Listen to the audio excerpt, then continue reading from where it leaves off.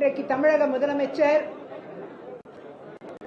மாண்புமிகு நமக்கெல்லாம் தளபதி என்று பாசத்தோடு அழைக்கக்கூடியவர் இன்றைக்கு தமிழகத்தை வழிநடத்தும் இடத்தில் ஊழலற்ற தமிழ்நாடு, போதை கலாச்சாரத்தை ஒழித்தே தீர்வேன் என்ற சபதம், பெண்களின் பாதுகாப்பை உறுதி செய்வேன் என்ற உறுதிமொழி என்றெல்லாம் பல்வேறு விஷயங்களை இன்றைக்கு முன்னிறுத்தி எங்களை போன்றவர்களை தமிழக வெற்றி கழகத்தோடு இணைத்துக் கொள்வதற்கு இதெல்லாம் காரணங்கள் போதாதா என்ன?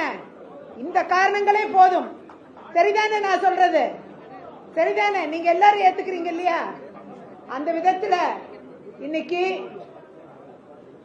நாடே திரும்பி பார்க்கக்கூடிய இடத்தில் தமிழகத்தை மாற்றுவது மட்டுமல்லாமல் இன்னும் 10-15 ஆண்டுகளில் இந்தியாவை வழிநடத்தும் இடத்தில் தலைவர் விஜய் அவர்கள் இருப்பார்கள் என்பது இருவேறு கருத்து இல்லை.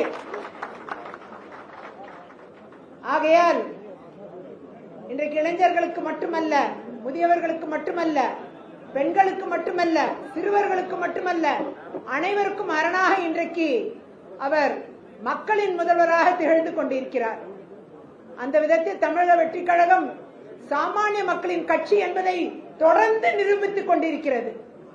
அந்த வகையில் அலை அலையாக மக்கள் வந்து தங்களை இணைத்துக் கொண்டு தமிழக வெற்றி கழகத்தின் கரங்களை வலுப்படுத்துவது மட்டுமல்ல, அது தமிழகத்தின் கரங்களை வலுப்படுத்துவதாக நான் பார்க்கிறேன்.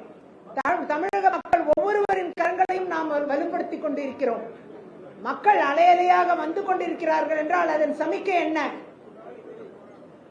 அதன் சமிக்கை தமிழ்நாட்டில் ஒற்றை கட்சியாக மாறப்போகிறது தமிழக வெற்றி கழகம் என்பது உறுதி. ஆகையால் பல்வேறு கட்சிகள் ஆண்டன மாண்டன. ஆனால் இன்றைக்கு வெற்றி கழகம் வெற்றியை நோக்கி தொடர்ந்து பல ஆண்டு காலம் பயணிக்கும் என்பதை உறுதி செய்திருக்கிறார் நம்முடைய முதலமைச்சர். எனவே இன்று தங்களை இணைத்துக் கொண்டவர்கள், இதற்கு முன்னால் இணைத்துக் கொண்டவர்கள் அனைவருக்கும் என் மனமார்ந்த வாழ்த்துக்களை தெரிவித்து, எனக்கும் மக்கள் பணியாற்றுவதற்கு ஒரு வாய்ப்பை தந்து இன்றைக்கு மக்களை நோக்கி நீங்கள் பயணியுங்கள் என்று அமைச்சர் அண்ணன் ஆனந்த் அவர்களும், திரு ஆதவ அர்ஜுனா அவர்களும், இன்னும் அண்ணன் பாபு அவர்கள், இன்னும் எல்லார் பேரையும் நான் சொன்னதா எடுத்துக்கணும். இவங்க எல்லாரும் நாங்க சாதாரண ஆளுங்க, ஒரு ஷால் கூட வாங்கிக்க மாட்டேங்கிறாங்க.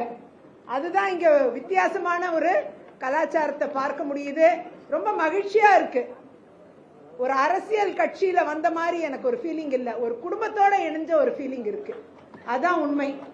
ஆகையால் இன்றைக்கு எல்லோரும் நம் இந்த குடும்பத்தில் இணைந்து தமிழக மக்களின் வாழ்க்கைக்காகவும் வளர்ச்சிக்காகவும் உழைப்போம், தமிழக முதலமைச்சரின் கனவை நிறைவேற்றுவோம் என்று கூறி விடைபெறுகிறேன். நன்றி, வணக்கம்.